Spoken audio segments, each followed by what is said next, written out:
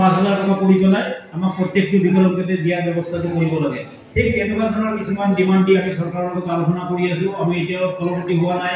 আগন্তুক দিনত আমি হয়তো ইয়াৰ পিছত এনেকুৱা ধৰণৰ কাৰ্যসূচী কিছুমান ল'ব লাগিব, যাৰ বিনিময়ত আমি আমাৰ পাইপৰ কাৰণে আমি হয়তো আন্দোলন কৰিব লাগিব পাৰে।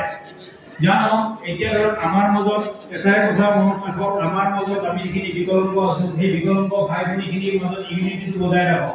ইউনিটিটো বজাই ৰাখিলে আপোনালোকৰ কাম কৰাৰ সুবিধা হ'ব। অফিচত হওক, কৰবাত হওক, যেতিয়া ধৰক এখন স্কুলত আমাৰ বিকল্প এজন গুচি গ'লে তেওঁক এডমিশ্যন নিদিয়ে বা কিবা এটা ধৰক উদ্যোগ দেখাইছে, তেতিয়া আমাৰ গোটেইখিনি মানুহে একগোট হৈ পেলাই স্কুলখনত গ'লে হ'ল। তেতিয়াহ'লে আপোনাক কি কৰিব, তেওঁলোক দিবৰ কাৰণে বাধ্য হ'ব। আৰু আমি কিছুমান বস্তু ডিচিৰ লগত ডাইৰেক্টলি আমি আলোচনা কৰিব পাৰোঁ বা ব্লক অফিচত যাই পেলাই আমি আলোচনা কৰিব পাৰোঁ। যাৰ যিটো প্ৰাপ্য আছে আমি প্ৰাপ্যৰ পৰা বঞ্চিত আমি হ'ব নালাগে। আমি প্ৰাপ্যৰ কাৰণে আমি গোটেইখিনি মানুহ মাৰ মানি থিয় দিলেহে আমি প্ৰাপ্যটো আদায় কৰিব পাৰিম। ঠিক তেনেকুৱা ধৰণৰ প্ৰত্যেকটো ক্ষেত্ৰতে, প্ৰত্যেকটো জেগাতে, প্ৰত্যেকটো সুবিধাৰ পৰা আমি যে বঞ্চিত নহওঁ বা চৰকাৰী যিমান আঁচনি আছে চৰকাৰী আঁচনিৰ পৰা কোনো পধ্যে বঞ্চিত নহওঁ, তাৰ কাৰণে আমি যি কৰিব লাগতীয়া আছে আমি কৰিম। যিহেতুকে আঞ্চলিকৰ প্ৰেচিডেণ্টৰ লগত আলোচনা কৰি পেলাই আমি সেই প্ৰাপ্যটো আমি আদায় কৰাৰ কাৰণে চেষ্টা কৰিম। আৰু লগতে মোৰ এটাই অনুৰোধ যে আপোনালোকে ধৰক বহুত মানুহ আছে, আজিৰ দিনতো বহুত মানুহ আছে চাকৰিৰ ক্ষেত্ৰত, চৰকাৰী চাকৰি আজিকালি চৰকাৰী চাকৰি ইন্টাৰভিউৰ ওপৰত বেছ কৰি পেলাই দিব, কোনো ধৰণৰ পইচা পাই দিলে চাকৰি নাপায়। সেইখিনিৰ পৰা আমাৰ মানুহখিনি মানে বহুত অনিষ্ট সাধন হৈছে। তেওঁলোকৰ বহুত মানুহ আছে যিবোৰ মানুহে চাকৰিৰ নামত পইচা দিছে, অলৰেডি পইচা লৈছে, কিন্তু তেওঁলোকক সুবিধা দিব পৰা নাই। সেই যি কুচক্ৰ আছে, সেই কুচক্ৰখিনিক আপোনালোকে ধৰি মিলি লৈ পেলাই পুলিচক গতাই দিয়ক। তাৰ বাহিৰে অন্য উপায় নাই। আৰু সেই চক্ৰটোত আপোনালোকে সোমাব। চৰকাৰে আজিকালি কৈছে যে উইদাউট ইন্টাৰভিউত চাকৰি দিব নোৱাৰে, ইন্টাৰভিউত ভাল হ'লে তেওঁক চাকৰিটো দিব। কোনো ধৰণৰ কথা নাই যে মই আজি এছ'চিয়েশ্যনৰ কৈছে যে মোৰ ল'ৰাখিনি মই চাকৰি দিব লাগিব, যে তেওঁক চাকৰি দিয়ক। সেই বস্তুটো আজিকালি নাই।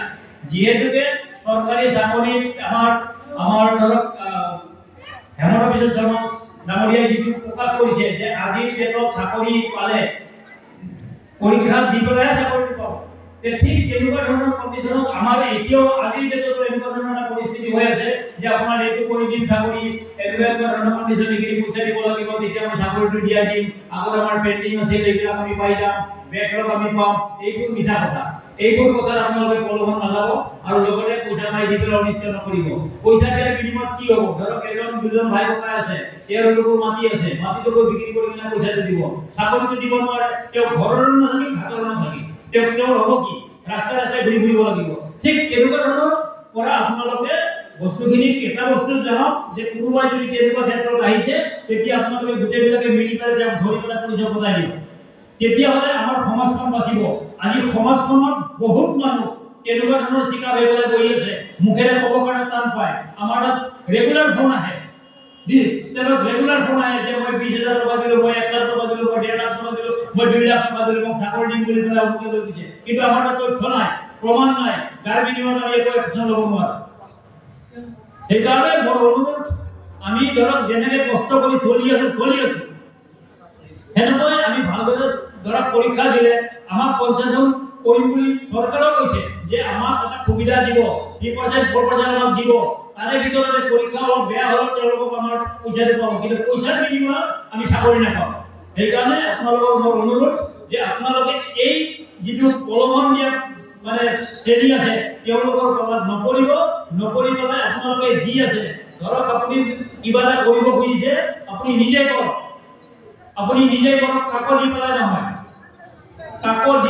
যে মোক চাকৰি দিব, যে মই এইখিনি পইচা মই তেওঁক দি দিম, তেওঁ চাকৰি দিব, এইটোত নাযাব। সেইখিনিৰে আপুনি ব্যৱসায় কৰক, সেই পইচা দিলে ব্যৱসায় কৰক, কিবা এটা কৰক, চাৰিজনে মিলি পেলাই কিবা এটা কাম কৰক, তেতিয়া কামৰ পৰা যিটো পইচা ওলাব, আৰ্নিংটো নিজে ওলাব লাগিব।